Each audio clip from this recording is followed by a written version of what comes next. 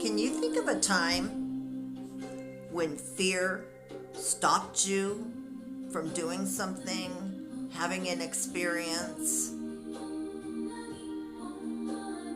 Well, what if I were to tell you that fear is not supposed to stop you from doing something? It's supposed to raise your curiosity. Why am I frightened? So how do we move out of that instinct to want to just, the fear shows up and stop, I'm not moving forward? How do we move through that? Well, that's what today's lesson is going to start to teach us. So sit back, relax, and allow the lesson to do as much work as it can possibly do for you. Thank you so much and enjoy the lesson.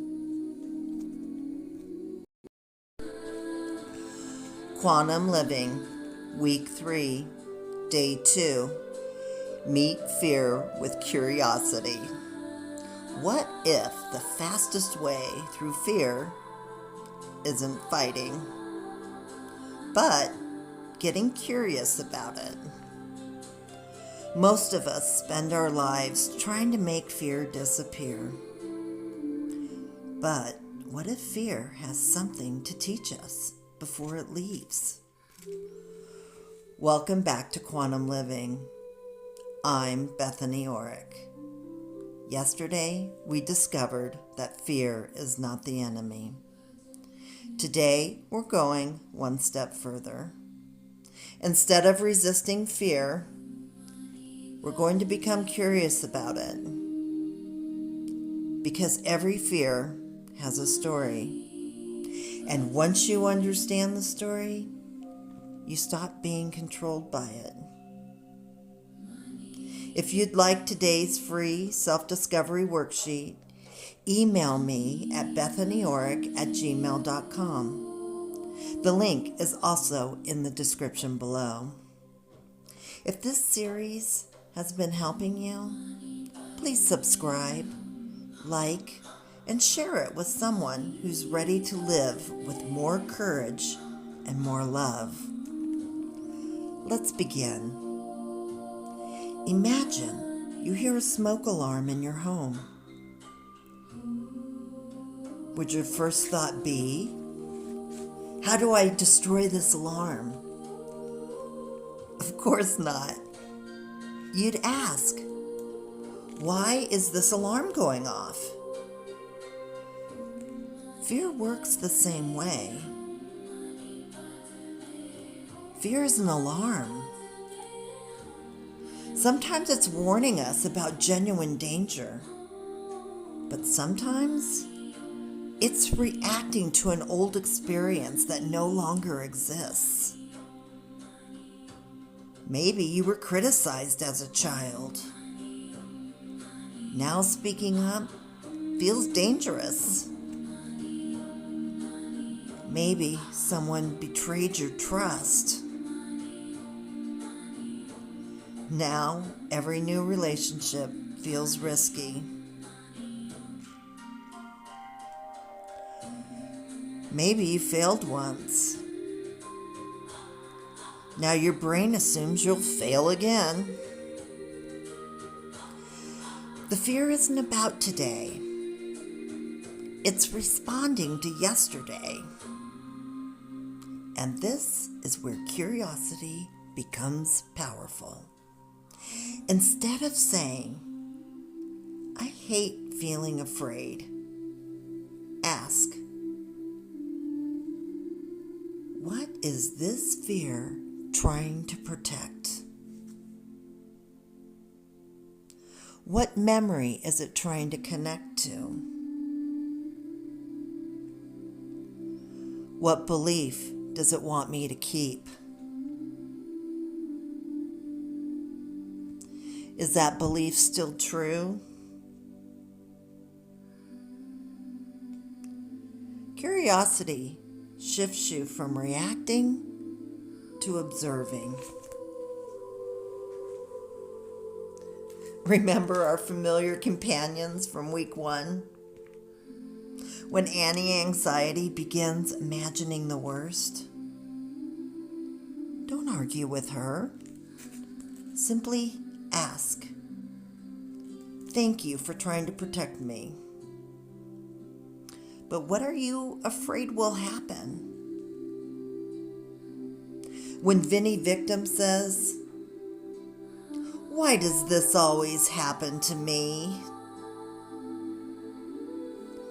Ask, is that absolutely true? When Debbie Downer insists, nothing ever works out, smile gently and ask, can you show me evidence that something good has happened before? Even frightened Freddie, who desperately wants everything to stay safe, softens when he's met with compassion instead of criticism. Our inner voices aren't villains. They're frightened parts of us asking to be understood. Love doesn't silence them.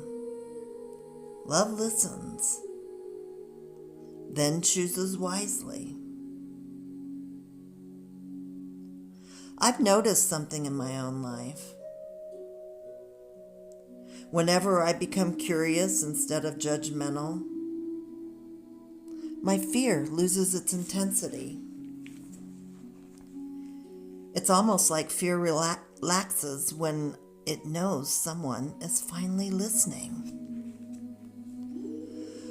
I no longer ask, what's wrong with me?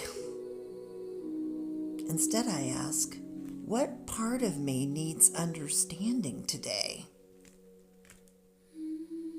That single question has changed my life. Today, whenever you notice fear showing up, take one deep breath. Then ask these questions. What am I feeling? What is this fear trying to protect?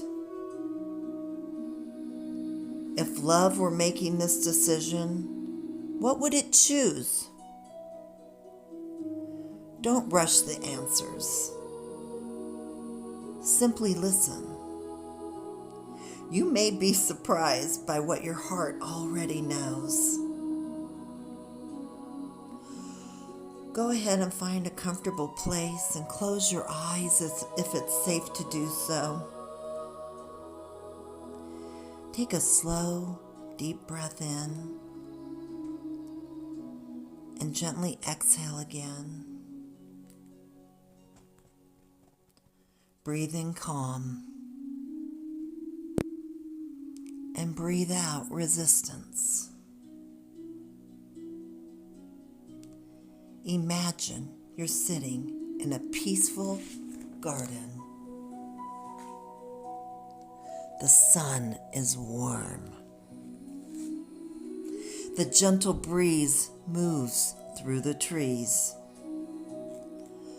Across from you sits your fear, not as an enemy, but as a child who has been trying very hard to keep you safe.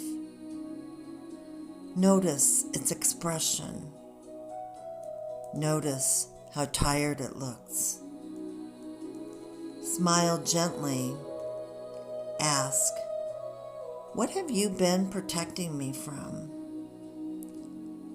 Allow whatever answers to come. No judgment, no fixing, only listening. Now place your hand over your heart. A beautiful golden light begins filling your chest. This is unconditional love. Allow that light to gently surround your fear. Say quietly, "Thank you for everything you've done. You don't have to carry this alone anymore. Love and wisdom will guide us now." Watch fear begin to relax.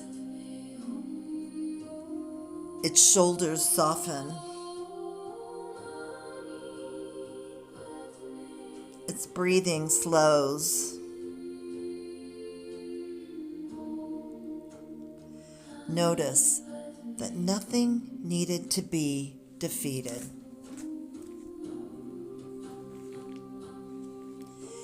Everything simply needed understanding. Now imagine your future self walking towards you, confident, peaceful, strong. Your future self smiles and says, "Keep asking questions. Curiosity will always lead you closer to the truth." Feel those words settling in your heart. Repeat quietly, "I choose curiosity over judgment. I choose understanding over resistance. I choose love over fear." Take one final deep breath, and when you're ready, return to the room, feeling lighter, more peaceful, and more connected to yourself. Fear doesn't always need to be conquered. Sometimes it simply needs to be understood. The moment you replace judgment with curiosity, fear begins losing its power. I'd love to hear from you. What fear are you becoming curious about today? Share your answer in the comments below. If today's lesson encouraged you, please like, subscribe, and share this video with someone who could use a little more courage. Don't forget to email me at bethanyorrick@gmail.com for today's self-discovery worksheet. Tomorrow, in week 3, day 3, we'll discover the comfort zone is expensive and discover the hidden costs of playing it safe. Until then, stay curious, stay conscious, and remember, fear asks, "What if I fail?" And love asks, "What if I grow?"